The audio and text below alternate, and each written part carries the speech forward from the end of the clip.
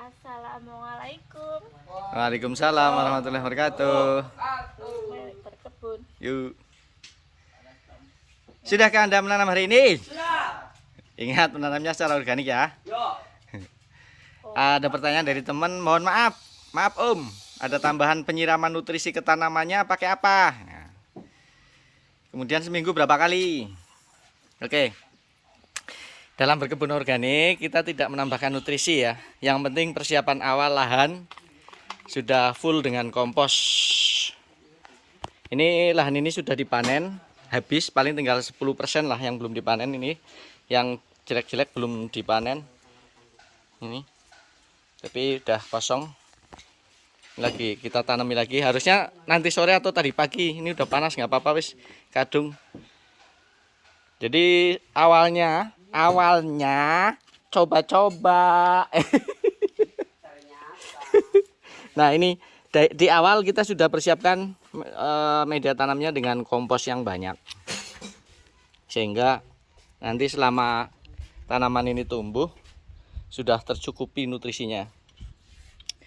Kemudian kalau misalnya kita mau menambahkan atau memberikan pupuk ya, dalam hal ini pertanian organik pakai kompos, itu kita lakukan pemupukannya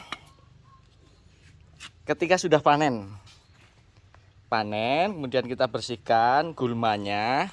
Tadi ini udah kita cabut rumputnya, ini cabutan rumputnya ini 1 ember. Nah kemudian kita tanami dan kita tambahkan ini kompos lagi. Nih coba yang sudah ditanam ditaburi kompos lagi. Ya paling seperti itu penambahan nutrisinya melalui kompos kita berikan ketika kita mau nanam lagi. Bisa ditaburkan sebelum ditanam atau setelah ditanam. Kalau misalnya di tengah-tengah bisa. Kalau asal kita punya kompos berapapun masukkan. Kalau kompos itu nggak ada takaran, nggak ada ukuran. Semakin banyak semakin bagus. Karena tujuannya bukan memberikan nutrisi terhadap tanaman, tetapi memberikan nutrisi terhadap tanah.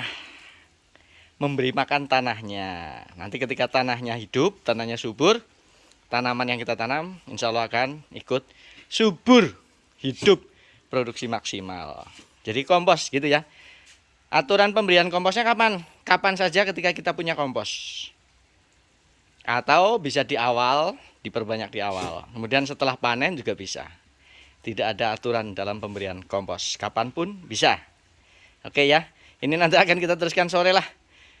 Biasanya kalau panas kayak gini stres. Cuma ngasih contoh aja. Ini ada beberapa bedengan. Yang nanam juga ikut stres katanya. Nah persiapan Jumatan. Antisipasi hama yaitu dengan refugia. Kita juga udah punya tanaman bunga yang banyak. Ini bunga matahari. Nanti bisa gantian, kenikirnya mungkin nanti tua kemudian jadi biji. Ganti ini bunga mataharinya besar, keluar bunga.